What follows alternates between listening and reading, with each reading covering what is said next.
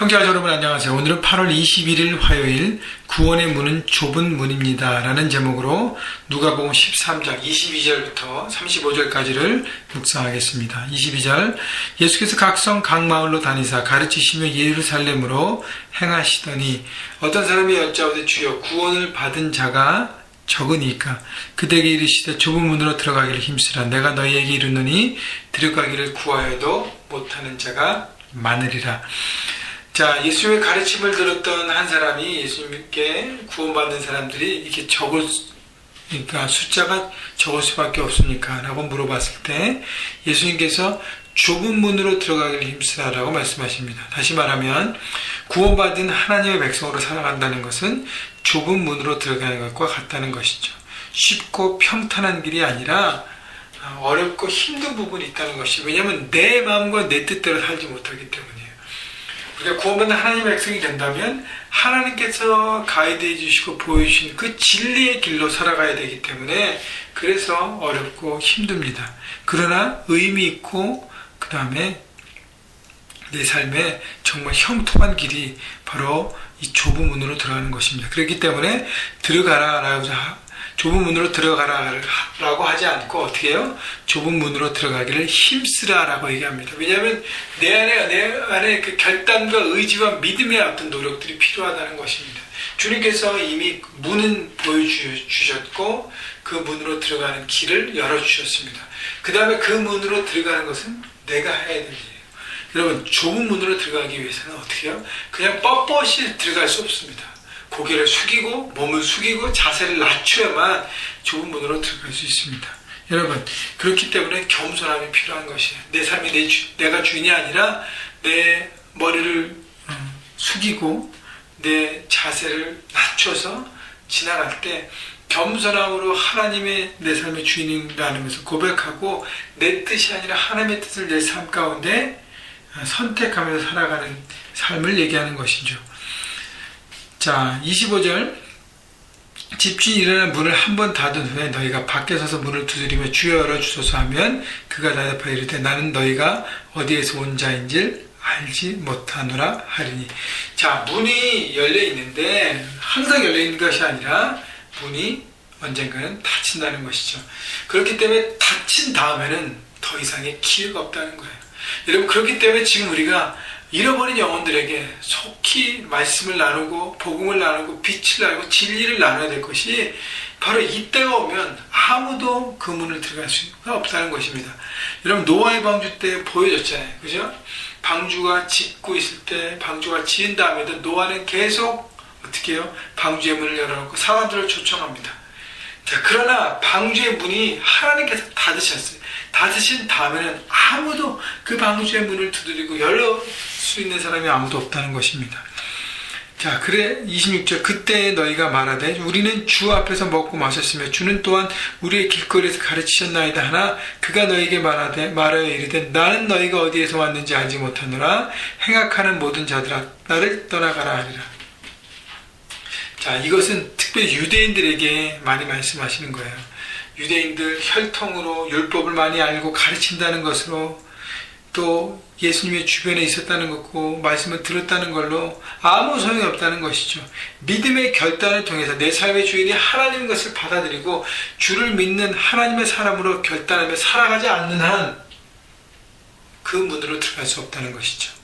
그래서 문에 못 들어가는 사람들은 그 사람이 아무리 말씀을 많이 하든 아무리 교회를 오래 다니든 아무리 신앙생활을 많이 하든 예수 그리스도를 내 삶의 주인을 모시고 그 주인이 원하시는 삶을 살지 않으면 모두 행악한 자들이라고 주께서 우리에게 말씀하신다는 것입니다. 언제? 심판의 때. 자, 그래서 30절 보면 보라 나중된 자로서 먼저 될 자가 있고 먼저 된 자로서 나중에 될 자가 있느니라. 유대인이라고 더 이상 까불지 말라는 것입니다. 그들의 전통과 율법으로 까불지 말라는 거예요. 어떻게 해요?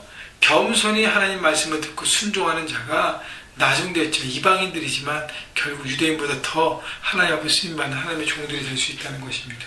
여러분, 그렇기 때문에 말씀 안에서 말씀대로 하나님의 주권을 인정하며 사는 것이 중요하죠. 또 하나는 대충 믿지 말라는 것입니다. 예수 믿는데 적당히 믿는 사람들 있죠. 적당히. 여러분 적당히 예배하고 적당히 말씀 묵상하고 적당히 순종하지 말라는 것입니다. 아무것도 이룰 수 없다는 것입니다. 31절 곧 그때에 어떤 바리새인들이 나와서 이르되 나아가서 여기를 떠나서서 헤롯이 당신을 죽이고자 하나이다. 자, 어떤 바리새인이 정말 충성심을 가지고 예수님에게 헤롯이 당신을 노리고 있으니까 여기를 떠나십시오. 헤롯이 세례요한도 죽였기 때문에 예수님 당신도 죽일 수 있어요. 여기를 피하십시오. 32절 이르시되 너희는 가서 저 여우에게 이르되 오늘과 내일은 내가 귀신을 쫓아내며 병을 고치다가 제3일에는 완전하게 지리하라. 그러나 오늘과 내일과 모레는 내가 갈 길을 가야 하리니 선지자가 예루살렘 밖에서는 죽는 법이 없느니라. 예수님은 하나님의 사명을 이루는 닥치는 어려움들을 피하지 않으셨습니다. 물론 지혜롭게 피해야 될 부분들이 있어요. 예수님은 때가 되지 않았을 때는 그것을 피하셨습니다. 그리고 자신의 소문이 나는 것들을 막으셨습니다. 그러나 때가 이르셨을 때는 피하지 않으셨어요. 믿음으로 돌파하셨습니다. 그래서 예루살렘으로 향한 것입니다. 바로 그래서 십자가의 사명을 이룬 것입니다. 여러분 세상의 눈에는 실패로 보일 수 있습니다. 십자가는. 왜냐하면 죽으셨기 때문에. 그러나 하나님의 눈에는 승리셨어요. 죽으셨기 때문에 인류 모든 사람들을 살릴 수 있었습니다. 이것을 바로 악한 영, 마귀는 몰랐던 것입니다. 그렇기 때문에 우리가 하나님의 뜻을 이루는 사명 가운데 살아갈 때 어려움들이 있잖아요. 그 진리를 선택하려고 할 때 많은 갈등과 유혹이 있지 않습니까? 그때 선택할 때 때로는 내가 잠시 내게 불리익이 될지라도 내가 선택하면 그것이 승리가 되어서 결국 형통하고 승리하는 인생이 될 것입니다.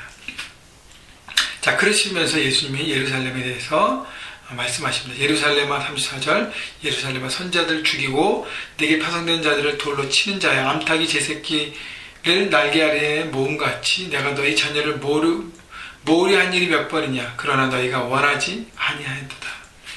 35절 보라 너희 집이 황폐하여 버림받으리라 내가 너희에게 이르니 너희가 주의 이름으로 오시는 이를 찬송하리로다 할 때까지는 나를 보지 못하리라 하시니라. 자, 예루살렘에 대해서 비판하시는 이유는 뭐냐면 하나님께서 예루살렘에 있는 하나님의 백성들을 살리려고 많은 선지자들을 보냈는데 그때 오히려 어떻게 해요? 선지자들을 죽이고 핍박하고 고통을 주셨습니다. 예루살렘 하나님의 도성이었는데 지금 세상의 원리가 지배하는 세상의 도시가 되었고 그리고 선지자들까지 죽이는 반역의 도시가 되었습니다. 우리도 마찬가지예요.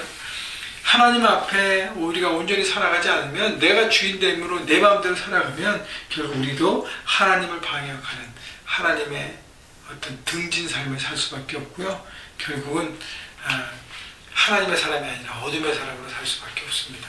중요한 건 여러분 대충 믿지 마십시오. 우리 큐티디오를 대충 하지 마십시다. 우리 기도도 대충 하지 마십시다.